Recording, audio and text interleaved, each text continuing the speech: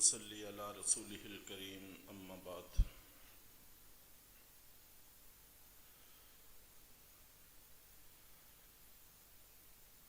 مختصر وقت میں دو تین باتیں انشاءاللہ عرض کرنے کی کوشش کروں گا. سب سے پہلی چیز جو ہم سب کے لیے ضروری ہے وہ اپنے مرکز سے وابستگی ہے. پیوستہ رہ شجر سے امید بہار رکھ.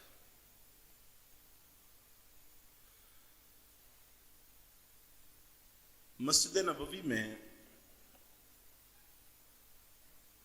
جس کو ہم پہلے مدرسے سے بھی تعبیر کرتے ہیں صفہ،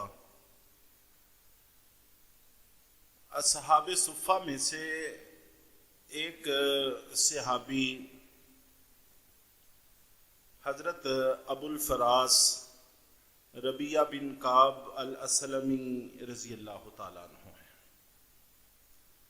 بڑا نام ہے ان کا.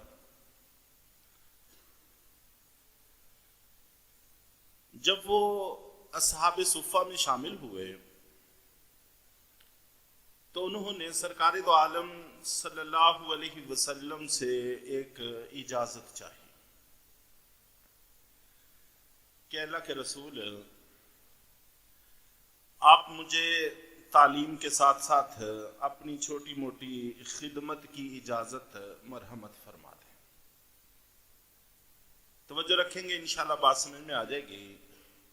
اپنے مرکز سے وابستگی کے فوائد ہوتے ہیں، ثمرات ہوتے ہیں. ہر کام کے لیے سب سے پہلی چیز یہ ضروری ہے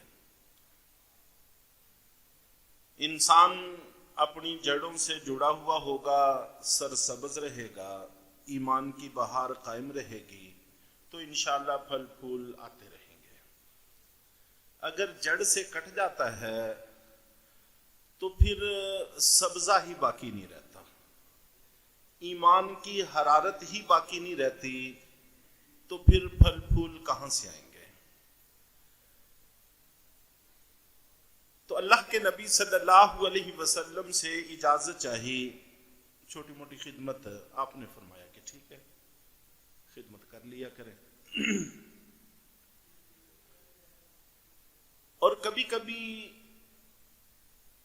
وہ کہتے ہیں کہ میں اللہ کے نبی صلی اللہ علیہ وسلم کے ساتھ رات گزارنے کی اجازت بھی مانگا کرتا تھا.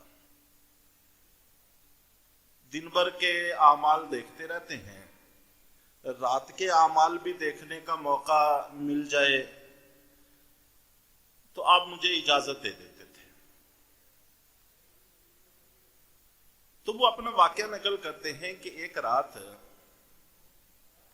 اللہ کے نبی صلی اللہ علیہ وسلم تہجد کے وقت اٹھے تو میں نے سوچا کہ اس وقت آپ کی کیا خدمت کی جا سکتی ہے. تو ظاہر ہے آپ نے وضو کرنا تھا، استنجا کرنا تھا، پانی کی ضرورت تھی. تو میں نے پانی بھر کے پیش کر دیا. آپ نے وضو کیا. وضو کرنے کے بعد مصلی پر تہجد کی نماز کے لیے کھڑے ہوئے اور مجھ سے فرمانے لگے کہ ربیعہ آپ مجھ سے کچھ مانگو، کوئی سوال کرو، کوئی تمنا ہو، کوئی خواہش ہو مجھ سے مانگو. میں اللہ تعالیٰ سے دعا کروں تاکہ اللہ تمہاری وہ تمنا پوری کر دے، تمہاری وہ آرزو، تمہاری وہ چاہت، وہ خواہش پوری کر دے. چنانچہ وابستگی سے اور اپنے بڑوں کی خدمت کرتے رہنے سے کئی دفعہ ایسے موقع مل جاتے ہیں کہ دل سے دعا نکل جاتی ہے اور انسان کی کایا پلٹ جاتی ہے.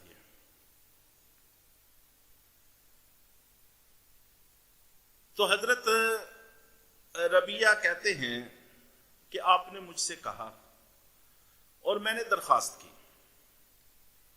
میں نے کہا کہ اللہ کے رسول، میں جنت میں جناب کی رفاقت چاہتا ہوں، آپ اللہ تعالیٰ سے دعا کر دیں کہ اللہ تعالیٰ مجھے جنت میں آپ کا ساتھ عطا فرما دیں۔ ہم لوگوں کی بدقسمتی ہے، ہم بڑوں سے کچھ بھی نہیں سیکھتے، جہاں اور بہت سارا کچھ سیکھنے کی ضرورت ہے وہاں یہ بھی سیکھنے کی ضرورت ہے کہ اگر کوئی لمحہ ایسا آ جائے تو اللہ سے مانگنا کیا ہے۔ ہمیں یہ بھی نہیں پتا کہ ہم نے مانگنا کیا ہے۔ حضرت عائشہ صدیقہ رضی اللہ تعالی عنہا نے عرض کیا کہ اللہ کے نبی، اگر کبھی لیلۃ القدر میسر آ جائے تو کیا مانگو؟ صحابہ کرام یہ سیکھتے تھے، باقاعدہ آپ سے پوچھ کر یہ چیزیں معلوم کرتے تھے کہ یہ لمحات اگر قبولیت کے میسر آ جائیں تو مانگنا کیا ہے۔ تو حضرت ربیہ کو بھی اللہ نے ایسا موقع عطا فرما دیا کہ امام الانبیاء ہیں، مصلی رسول ہے، تہجد کا وقت ہے اور اللہ اور نبی کے بیچ میں کچھ بھی حائل نہیں۔ ربیہ مانگو، ربیہ نے کہا کہ جناب سے کچھ نہیں سوچنے کی ضرورت پیش آئی۔ انسان کے ذہن میں خواہشات کی ایک فہرست ہوتی ہے، بسا اوقات فیصلہ کرنا مشکل ہو جاتا ہے کہ کیا مانگے، کون سی خواہش اہم ہے، کچھ بھی سوچنے کی ضرورت نہیں پیش آئی۔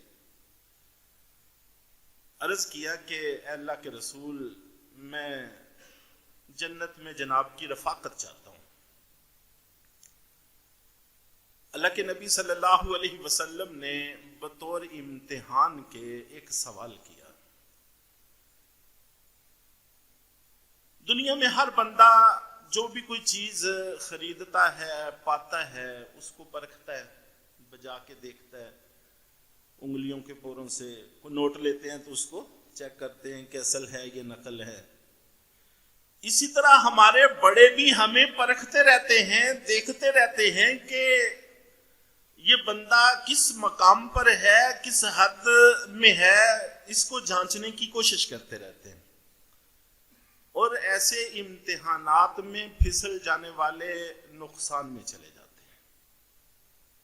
بڑوں کو حق ہے، یہ حق ان کا محفوظ رہنا چاہیے۔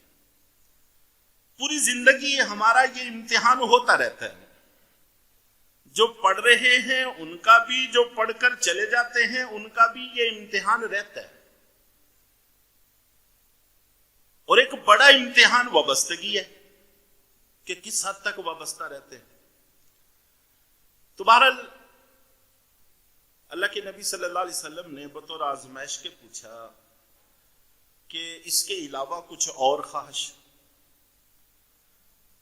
اور آپ جانتے ہیں کہ ہر انسان کے ذہن میں کوئی بڑی سے بڑی تمنا ہونے کے باوجود چھوٹی موٹی تمنائیں ختم نہیں ہوتی، یہ ایک لامتناہی سلسلہ ہے۔ تو حضرت ربیہ نے عرض کیا کہ اللہ کے رسول، بس اس کے علاوہ مجھے اور کچھ نہیں چاہیے۔ گویا کہ اللہ کے نبی صلی اللہ علیہ وسلم یہ جاننا چاہتے تھے کہ یہ جنت میں میری رفاقت کو کیا سمجھتے ہیں، کیا اس کے بعد اس کائنات میں یا اگلی کائنات میں کچھ باقی بچتا ہے کہ اس کا سوال کیا جائے۔ اللہ کے نبی کی رفاقت، امام الانبیاء کی جنت جیسی جنت، تو انہوں نے کہا کہ نہیں اللہ کے رسول، بس مجھے اور کچھ نہیں چاہیے۔ تو میں عرض کر رہا تھا کہ جب انسان اپنے بڑوں سے وابستہ رہتا ہے پھر ایمان کو حرارت ملتی رہتی ہے، تازگی ملتی رہتی ہے۔ جب کوئی بھی شاخ اپنے جڑ سے، اپنے تنے سے جڑی رہتی ہے تو اس کے اندر جان باقی رہتی ہے، تو پھر بہار کی امید کی جا سکتی ہے، پھل پھول کی امید کی جا سکتی ہے، اور اگر خدا نہ خواستہ وابستگی ختم ہو جائے تو پھر کچھ نہیں۔ ہم سب کا سب سے بڑا امتحان، سب سے کڑا امتحان، سب سے بڑی ضرورت یہ ہے کہ ہم اپنے مراکز سے جڑے رہیں.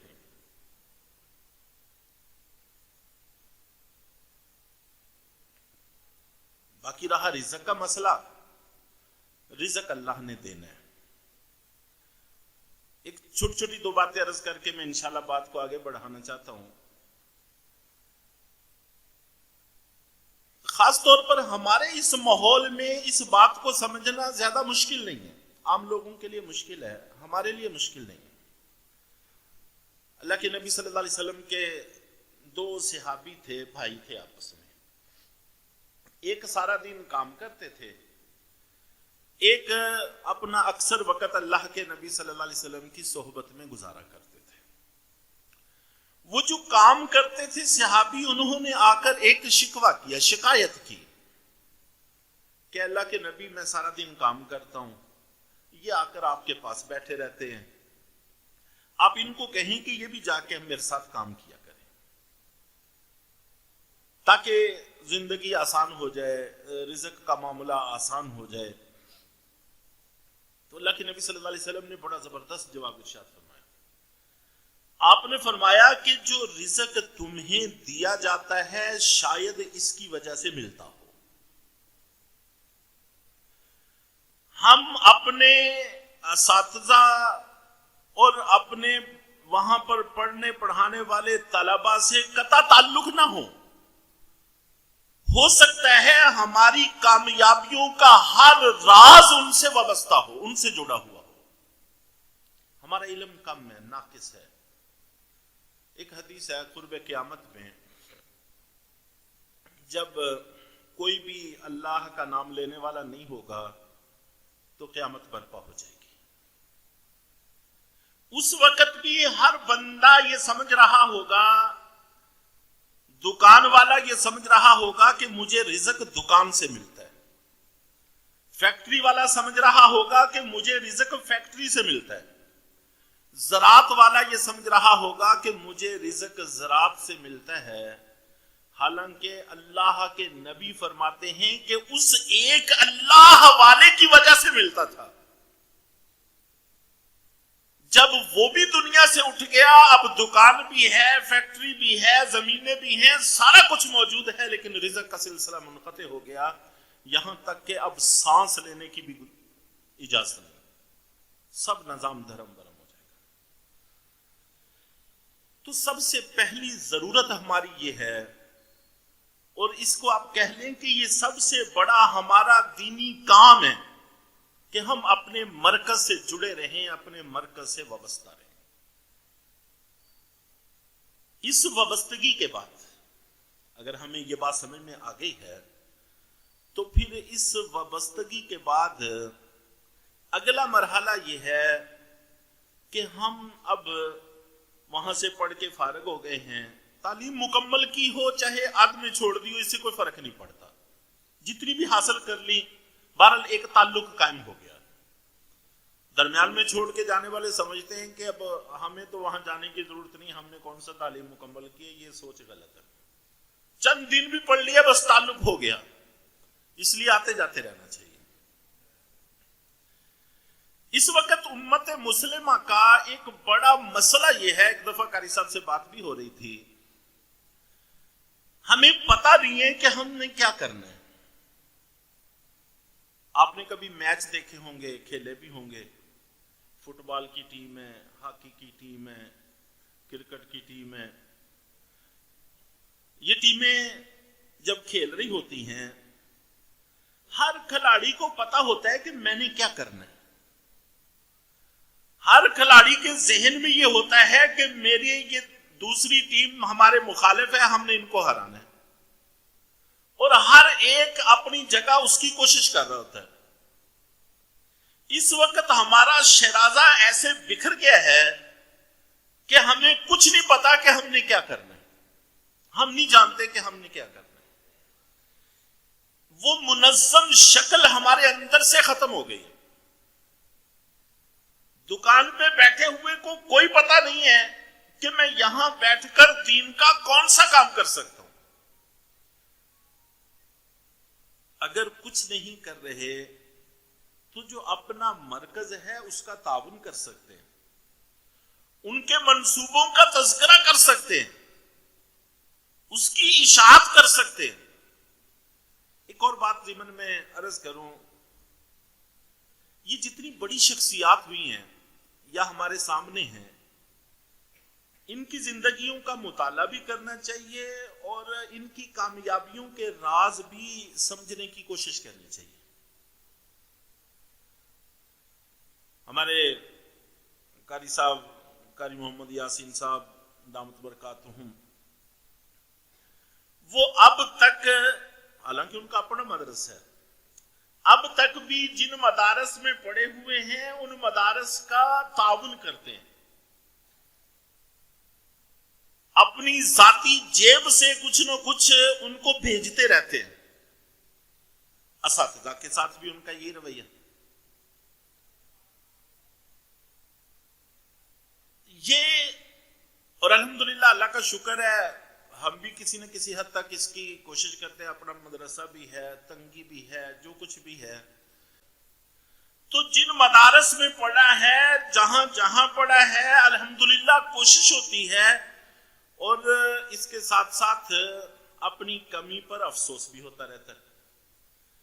ایک بہت بڑی دینی خدمت یہ بھی ہے کہ اپنے اداروں سے وابستہ رہنا چاہیے، اور اپنے اداروں کے ساتھ جو بھی معاونت ہم کر سکتے ہیں، دعاؤں کے اعتبار سے، اچھے مشوروں کے اعتبار سے، مالی اعتبار سے، کوئی طلبہ اچھے صلاحیتوں والوں کو ادارے کی طرف متوجہ کر کے، یہ ساری معاونت کی صورتیں ہیں۔ جو کہیں ناظرہ پڑھا رہے ہیں وہ اپنی کلاس میں سے چھانٹی کرتے رہے، ہر سال 2، 4، 5، 4 بچے وہ اپنے ادارے کو فراہم کرتے رہے، اور ایسے موقعوں پر اپنی مسجدوں میں پروگرام کی مہم چلانی چاہیے۔ تو بہرحال ایک تو کام جو ضروری ہے وہ اپنے مرکز سے وابستہ رہنا ہے، اور کوشش کرتے رہنا چاہیے کہ کسی نہ کسی درجے میں ہم اپنے مرکز کے کام آتے رہیں، اور پھر آگے جس لائن میں بھی جائیں اس میں یہ کوشش کرنی چاہیے کہ اللہ کا حکم ہم سے نہ ٹوٹنے پائے۔ نماز چھوڑ دیتے ہیں، داڑھی متاثر ہو جاتی ہے، ٹوپی سر سے اتر جاتی ہے، پھر وہ کام دنیا کا کام بن جاتا ہے، وہ دین کا کام نہیں رہتا۔ آپ کے علاقے میں اگر مسجد کی ضرورت ہے، ہمارا شعبہ ہے مساجد کی تعمیر کا، آپ کے علاقے میں مسجد کی ضرورت ہے تو لوگوں کو کیا سن کے اس کا اہتمام کر لیا جائے، وہاں کو مسجد بن جائے، اس کو اپنے ادارے سے وابستہ کریں، ادارے سے جوڑیں، ادارے والوں کو وقتاً فوقتاً وہاں دعوت دیتے رہیں تاکہ پہچان بنے۔ تو یہ ایک بہت بڑا دینی کام ہے۔ ہمارے پاس ذرائع ابلاغ کے طور پر اس وقت مسجد کے علاوہ کچھ نہیں۔ مسجد سے پوری بستی، پورا علاقہ، پورا محلہ ہم سے جڑ جاتا ہے۔ یوں ادارے اور مسجد اور ہمارا آپس میں ایک ربط قائم ہو جاتا ہے۔